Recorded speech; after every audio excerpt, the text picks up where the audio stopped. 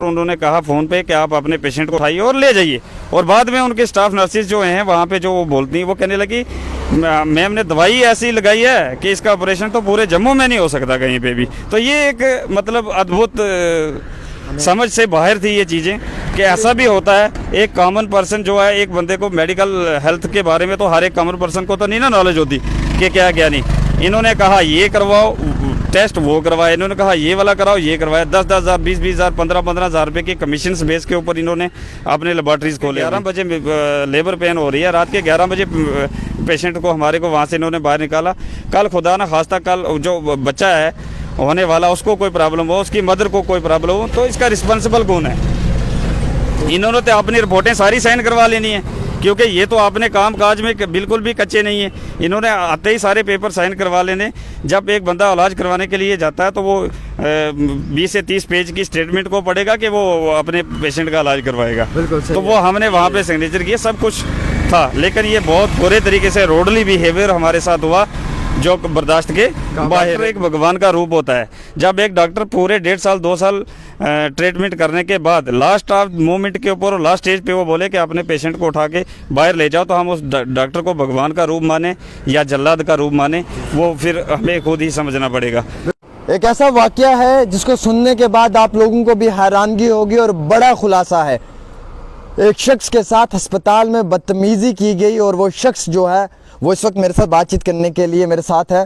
और सबसे अहम बात यह है कि एक प्रेग्नेंट लेडी थी जिसे हॉस्पिटल में एडमिट किया हुआ था, और आखिरी समय पे आप समझते हैं कि जब एक प्रेग्नेंट लेडी हॉस्पिटल में एडमिट होती है और वो टाइम कितना ही ज़्यादा जो होता है मुश्किल घड़ी का होता है, और उस आखिरी समय पर इन लोगों के साथ अस्पताल के ऑनर की तरफ से जो है वो बदतमीज़ी की गई, डॉक्टर्स की तरफ से बदतमीज़ी की, धक्का मुक्की की गई इनके साथ, और बेमतलबी बिना किसी वजह के, बिना किसी कसूर के।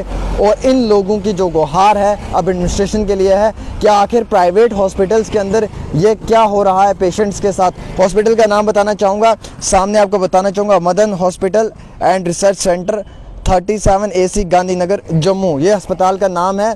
और ये वो शख्स हैं जिनकी बहन थी जिनके साथ बदतमीज़ी हुई है। पूरा वाकया इनसे ही जानने की कोशिश करेंगे कि आखिरकार एक प्रेग्नेंट लेडी जिसका आखिरी समय होता है और उस टाइम में काफ़ी परेशान की घड़ी एक होती है, जिसके बीच में इस तरीके से अगर हरास किया जा रहा है इलीगल वे से, तो क्यों, क्या वजूहात हुई है? सर आमिर भाई, ऐसा हुआ कि लास्ट 15/1/2020 से हमारी ट्रीटमेंट जो है ये मैदान रिसर्च सेंटर के पास इनके पास चल रही थी।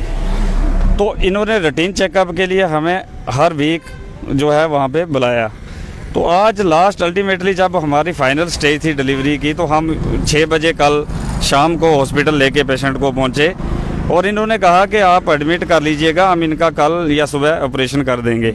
तो हमने कहा चलिए कोई बात नहीं है। हमने एडमिट करवाया पेशेंट को, और जब हम इन्होंने रूम अलॉट किया वहाँ पे, जब नर्सिंग स्टाफ इन्होंने भेजा तो वहाँ पे एक इंजेक्शन मैडम ने बोला था कि करने के लिए। तो इंजेक्शन करने के लिए वहाँ जो स्टाफ नर्स इनका था उन्होंने 4 से 5 बार ट्राई कर लिया मेरी आंखों के सामने। तो वो 5 टाइम अटेम्प्ट करने के बाद भी इंजेक्शन नहीं लगा पाए। तो मैंने उनसे रिक्वेस्ट की, मैंने कहा आप ये कोई बॉडी ऐसे तो नहीं है कि जो जिसके ऊपर आप डेमो करोगे, तो एटलीस्ट अगर आपको कोई प्रॉब्लम आ रही है तो सिस्टर को मैंने बोला कि आप जो है किसी सीनियर से बात कर लें या किसी और को बुला लें जो यहाँ ट्राई कर ले। तो उन्होंने मेरी इसी बात को लेके मुझे धक्के मारा, आप निकलो जी हॉस्पिटल से बाहर निकलो, आप ये है वो है। जबकि उन्होंने ये कहा था कि एक अटेंडेंट, 1-2 बंदे जो रहेंगे अटेंडेंट, वो अपना कोविड का टेस्ट भी करवा के लाएं। हमने कोविड के टेस्ट भी अपने जो अटेंडेंट थे उनके भी करवा के लाए, पेशेंट के भी करके लाए। ये रिपोर्टें जो हैं सारी की सारी पड़ी हुई हैं। बिल्कुल। और 1 साल से हमारा इनके पास ट्रीटमेंट चल रहा था। तो 11 बजे रात को, जबकि जो HOD हैं इनके, जो हॉस्पिटल्स के जो ऑनर हैं डॉक्टर मदान, इनको जब बात की गई इनसे, तो ये टेलीफोनिकली बात कर रही थी, ये एट % वहाँ पे मौजूद नहीं थी। तो इन्होंने अपने स्टाफ की किसी भी गलती को नहीं सुना, एक्सेप्ट नहीं किया, हमारी बात नहीं सुनी कि हम क्या कहना चाहते हैं, हमारा जो है वो पक्ष भी सुनना चाहिए था। इन्होंने 11 बजे उन्होंने कॉल की कि ये हमारे साथ कोऑपरेट नहीं कर रहे हैं, हमें पेशेंट को पेन हो रही थी बहुत ज़्यादा। हमने कहा ये इंजेक्शन अगर एक बार 5-5 बार लगाने से तो ये तो पेशेंट यहीं ख़त्म हो जाएगा। तो उन्होंने 11 बजे वहाँ से टेलीफोनिक कहते हैं जी इनको फ़ोन पे लो और मेरी बात करवाओ। जब हमने बात वहाँ पे की तो उन्होंने कहा जी आप अपने पेशेंट को उठाइए और यहाँ से चले जाइए। तो मैंने कहा जी ये कौन सी बात है, जब आप डेट पूरा मेरे पास रिकॉर्ड मौजूद है, इनके टेस्ट रिपोर्ट्स मौजूद हैं विद डेट एंड टाइम के साथ, सारी चीज़ें जो हैं वो मौजूद हैं। 1 साल से इलाज कर 1 साल से कंटिन्यू ये इनकी जो है इनके अंतर इनका इलाज चल रहा था। ये जो कंसल्टेशन फ़ी है जो, ये भी हमारे पास पूरा रिकॉर्ड है।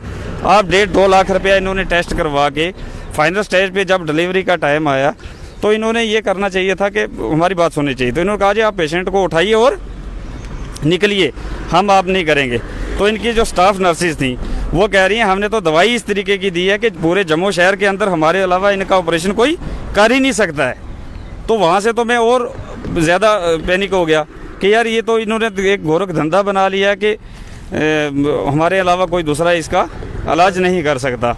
तो फिर उन्होंने हमें 11 बजे बोला अपना पेशेंट उठाओ और चले जाओ। हम उस टाइम पे इतनी प्रॉब्लम में थे कि हम किसी को कंप्लेंट भी नहीं, अभी मैंने FIR भी जो है वो एप्लीकेशन दी है गांधीनगर SHO साहब को, भारत साहब को, उनसे भी मैंने बात की है। तो मैं ऑनरेबल LG साहब से भी गुजारिश करता हूँ, जम्मू के एडमिनिस्ट्रेशन से भी, डायरेक्टर हेल्थ सर्विस से भी मैं अपील करता हूँ कि जो ये प्राइवेट में जो इन्होंने एक डर का धंधा बना के रखा हुआ है, अननेसेसरी टेस्ट करवाते हैं जिनका कोई मतलब नहीं होता। मार्केट वैल्यू अगर उन टेस्टों की देखें, जहाँ पे 5,000 रुपये का टेस्ट होता है, ये 12-12,000 रुपया गरीब लोगों से लेते हैं। वो लेने के बावजूद भी इन्होंने हमारी ट्रीटमेंट पूरी नहीं की। कसूर क्या था आपका? कसूर सिर्फ इतना था जी कि 5 बार एक पेशेंट को प्रिक किया। 6ठी बार जब कर रहा है तो नेचुरली तो बंदा पूछ सकता है ना कि आप 5 बार इंजेक्शन कर रहे हो, 5 बार इंजेक्शन नहीं लगा पाया, तो 6ठी बार भी आप ट्राई करोगे तो ऑलरेडी उसको लेबर पेन स्टार्ट हो रही है और ऊपर से 10-12 बार इन्होंने अटेम्प्ट कर दिया। जब हमने ये कहा तो इन्होंने हमें बोला ये लो पेशेंट, और पेशेंट को भी धक्का मार दिया। तो उठाओ जी इनको, तो डालो गाड़ी में, तो ले जाओ जहाँ मर्जी जो करना है। आपने ये पूछा कि 1 साल से आप इसके पास ट्रीटमेंट करवा रहे हैं? वही तो हमें सबसे बड़ी हैरानगी की बात यह है कि जिन डॉक्टर्स के पास हमारा ट्रीटमेंट 1 साल से चल रहा था, वो डॉक्टर्स 1 मिनट के लिए भी हमारे सामने नहीं आई। हमें नहीं पूछा कि आपके साथ हमारे स्टाफ की तरफ से क्या प्रॉब्लम हुई या आपकी तरफ से क्या प्रॉब्लम हुई। हमने कहा हमें तो आप धक्के मारो, हॉस्पिटल के बाहर कर दो, एटलीस्ट पेशेंट को तो आके देखो, सुनो तो सही कि इसके साथ हुआ क्या है। तो उन्होंने वहाँ से अंदर से फ़ोन उठाया और उन्होंने कहा वो लैंडलाइन नंबर के ऊपर कि मैम आपसे बात करना चाहती हैं, ये लो बात करो।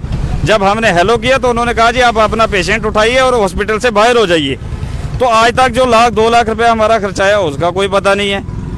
आज तक जो डेली की रूटीन के चेकअप के ऊपर कितनी हरासमेंट देखनी पड़ी वो भी सब हमने लोगों ने देखी। तो इस तरीके से हमारे साथ ये कहानी हुई है। ये सबसे बड़ी बात है और एक अहम बात है कि लाख से 1.5 लाख रुपए इन लोगों ने 1 साल के अंदर एक अस्पताल के में ट्रीटमेंट के लिए इन्वेस्ट किया, खर्चाया।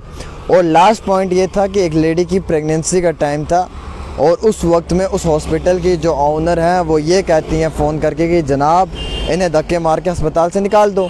अब जब इनसे इनका कसूर पूछा कि क्या है तो इन्होंने ये कहा जनाब हमारा कसूर इतना कि हमारे पेशेंट को एक स्टाफ नर्स की तरफ से 3 से 4 बार जो है वो इंजेक्शन लगाने की कोशिश कर रही थी, ड्रिप लगा रही थी, जो कि उससे नहीं लग रही थी। हमें ये दिख रहा था कि कहीं ना कहीं इसको पूरी तरीके से नॉलेज नहीं है। और हमने इस चीज़ पे सिर्फ इतना ही कहा कि मैम आप किसी और को बुला लीजिए और उन्हें कहिएगा कि इनका ट्रीटमेंट करें। और इसी बात के ऊपर हमें धक्के मारना शुरू किया, अस्पताल से निकाल दिया। और अगर हमें अस्पताल से निकाल दिया तो कोई परेशानी नहीं है, लेकिन पेशेंट को उस वक्त अस्पताल से धक्के मार के निकाला जिस वक्त में पेशेंट का वहाँ पे होना बहुत ज़रूरी था और एक बड़ी मुसीबत की घड़ी थी पेशेंट के लिए और पेशेंट को पेन हो रहा था। और उस वक्त में डॉक्टर्स की तरफ से कोई भी इनके साथ जो है वो हुस्न सलूक नहीं पेश किया गया।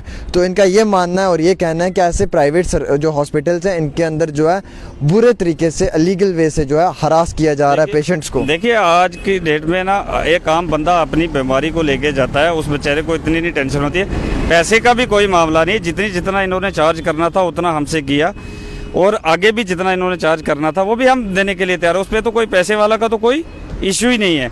बट इस तरीके से अगर कल को गरीब जनता, जो जम्मू कश्मीर की जनता जो गरीब कल रोडों पे भटक रही है, अस्पतालों में खज्जल है, हर जगह पे है, उधर लाइन लगानी पड़ती है, तो प्राइवेट हॉस्पिटल में बंदा इसीलिए जाता है कि चलो हमारी बात को सुना जाएगा और इसकी जल्दी ट्रीटमेंट हो जाएगी, हमारे पेशेंट्स की जल्दी रिकवरी होगी।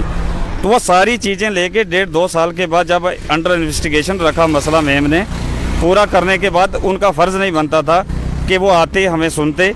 उन्होंने किसी चीज़ को भी नहीं सुना और उन्होंने कहा फ़ोन पे कि आप अपने पेशेंट को उठाइए और ले जाइए।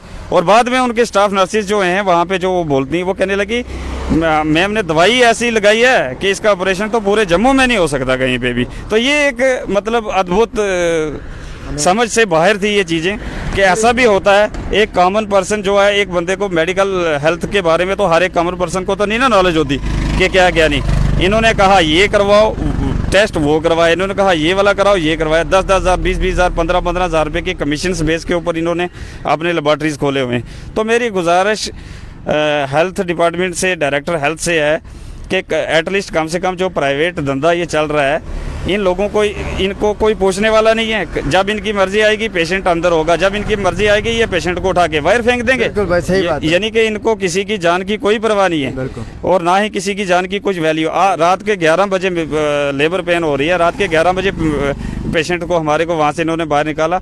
कल खुदा ना खास्ता कल जो बच्चा है होने वाला, उसको कोई प्रॉब्लम हो, उसकी मदर को कोई प्रॉब्लम हो, तो इसका रिस्पॉन्सिबल कौन है? इन्होंने तो अपनी रिपोर्टें सारी साइन करवा लेनी है, क्योंकि ये तो अपने काम काज में बिल्कुल भी कच्चे नहीं है। इन्होंने आते ही सारे पेपर साइन करवा लेने। जब एक बंदा इलाज करवाने के लिए जाता है तो वो 20 से 30 पेज की स्टेटमेंट को पढ़ेगा कि वो अपने पेशेंट का इलाज करवाएगा।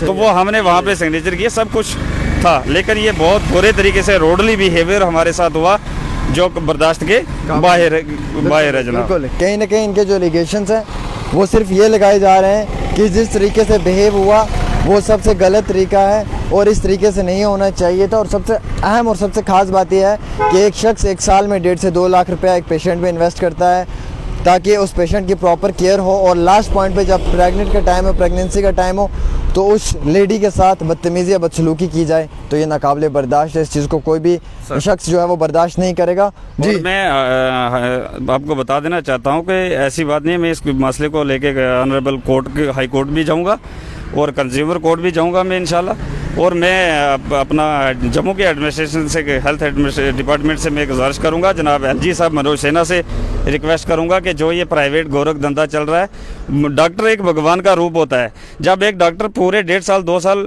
ट्रीटमेंट करने के बाद लास्ट ऑफ मोमेंट के ऊपर और लास्ट स्टेज पे वो बोले कि अपने पेशेंट को उठा के बाहर ले जाओ, तो हम उस डॉक्टर को भगवान का रूप माने या जल्लाद का रूप माने, वो फिर हमें खुद ही समझना पड़ेगा। तो इसके लिए मैं जितना भी हो सकेगा मैं कोर्ट भी जाऊँगा, कंज्यूमर कोर्ट भी जाऊँगा। और अभी मैं पुलिस के नोटिस में भी मैंने रिटर्न एप्लीकेशन अपनी गांधीनगर स्टेशन में दे दी है, और उसके बाद देखता हूँ मैं इन्वेस्टिगेशन क्या होती है।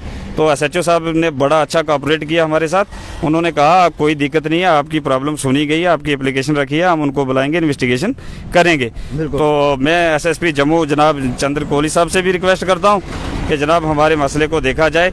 एक आम बंदा जो गरीब इंसान है उसका क्या होगा जनाब, वो कहाँ पिस्ता मरेगा बेचारा, और ये डे बाई डे गलत होता जा रहा है। बिल्कुल, और सही बात है। और कहीं ना कहीं एक अहम बात ये भी है इसके बीच में कि हमने ऐसा ट्रीटमेंट किया है, ऐसी दवाई दी है कि हमारे सिवा कोई और ऑपरेशन नहीं कर पाएगा। ये बड़ी हैरानगी हुई मुझे भी सुनकर कि ऐसा भी होता है कि क्या कोई ऐसी भी दवाई पेशेंट को दी जाती है कि फिर उस हॉस्पिटल के बिना अगर आप किसी और हॉस्पिटल में अपने पेशेंट को लेकर जाओ तो वहाँ पे उसका इलाज नहीं होगा। फिलहाल ये खास रिपोर्ट आप सब लोगों तक पहुँचाने की कोशिश की है। आप देखते रहें डेली तस्कीन आमिर सुल के साथ जम्मू से।